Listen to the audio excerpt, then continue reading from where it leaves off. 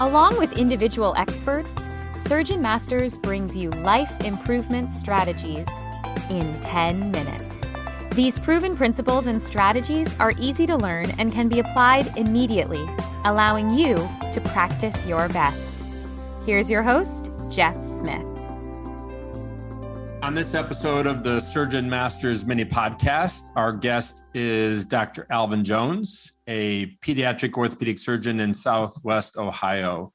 Welcome, Alvin. Thank you, Jeff. Glad to be here.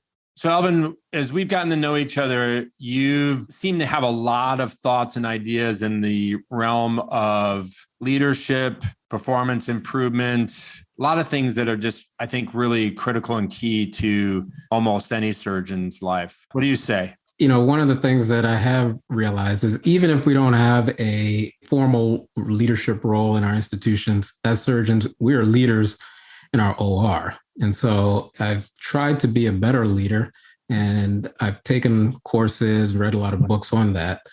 And, one of the things I would like to talk about today is admitting mistakes. You know, this can be tough sometimes as a leader to admit mistakes, but I do want to let people know how valuable that is. Absolutely. I can admit to a lot. I tend to have an easier time admitting that the smaller and smaller the group, but I think you're taking a broader view of that. Why don't you share what you mean by it? Yeah, so I've taken a quality improvement course at my institution, and also I've done some research or reading on this. And one of the best books I think that talks about this is called Black Box Thinking by Michael Syed. And it really altered my view on mistakes and failures. It basically highlighted that if you don't recognize your mistakes or failures, then you do not learn from them or actually progress towards success. So, I think one of the biggest things that we have to do is start admitting to ourselves when we've made mistakes and failures, which even as a surgeon, it can be hard. And that book also taught me that the mentality behind that is pretty deep within our society. And it stems, as early as grade school, where you see kids that are afraid to raise their hand in class out of embarrassment of being wrong. So there's some shame associated with mistakes. We also notice that in society, if somebody makes a mistake and it's made public and media, a lot of times there's some outrage or some blame that they have to take, and that can be hard for people. So when we think about mistakes, a lot of times we can actually predict what other people would maybe think about us if we make a mistake. It's sometimes hard for us to admit these mistakes. But one of the things that we find is that actually, especially as a surgeon, if you're admitting mistakes to yourself, that helps you understand where you went wrong. And then you can actually take that and learn from it, and then adjust what you're doing and adapt. Also, if you're dealing with patients, what they found is that patients are less likely to actually sue you when you've been apologetic and sincere in your apology when you've had a complication or mistake.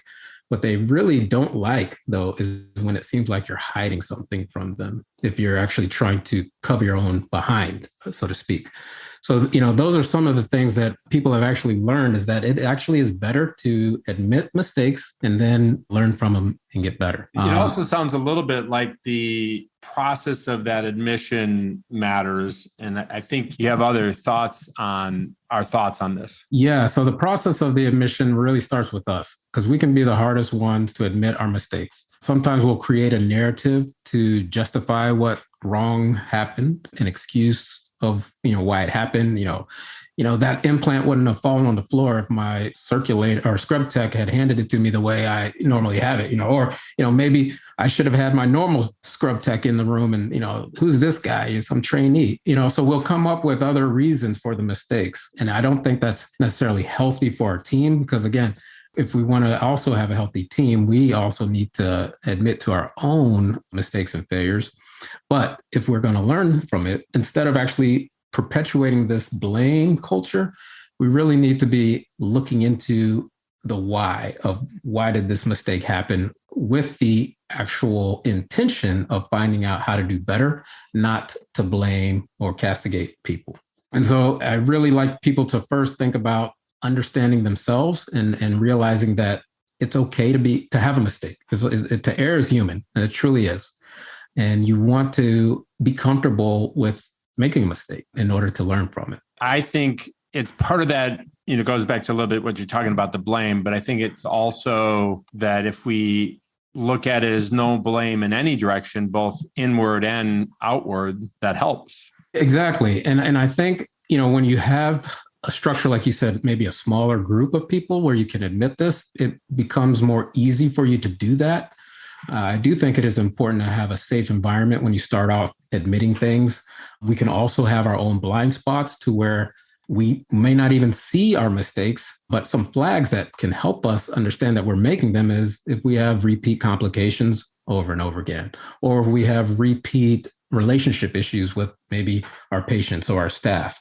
That can be a sign that maybe we are committing some types of, mistakes with our communication or behavior with our interactions. So those are some of the signals that you can learn to maybe get some feedback from somebody who you trust to help you find those blind spots. If somebody has like a complication in the future, what do you propose with that? That would be a great time to find somebody who you feel is a safe person to present that complication to. Now, the safety is key. So some institutions, M&M may not be a safe place because there can be political agendas going on in an institution. So if you have maybe a mentor, colleague, or somebody you trained with who you can safely present that to and walk them through it, and they can maybe show you their thoughts. That'd be a really great way to admit that there's something that went wrong and also try and use that to do better and learn from it. Sounds a little bit like our concept of baby steps, starting working with someone where you feel the most safety and having that kind of conversation, and then growing and expanded to have that include others and establish that culture of safety wider. Exactly. I do think that once you practice that in a safe environment, it becomes easier for you to use those techniques in a broader environment without so much fear of that castigation. Well, that's awesome. Maybe you can highlight the take-home messages. Sure. First one is to err is human. You're going to make mistakes. The second one would be determine that you will use your mistakes to improve in the future. And then number 3 would be find someone that you can lean on to help show you those blind spots that you may be missing. And then lastly would be start in a safe environment. If it's not safe and you fail or you have a bad experience, then it may not happen again. You may not want to do it again. Alvin, thank you so much for sharing that message with our audience. It was my pleasure. Thank you, Jeff. There you have it. In less than 10 minutes, this is Jeff Smith along with Dr. Alvin Jones. Until the next episode of Life Improvement Strategies for the Surgeon Who Wants More. Ciao. Now, take 10 minutes and put your plan into action to practice your best.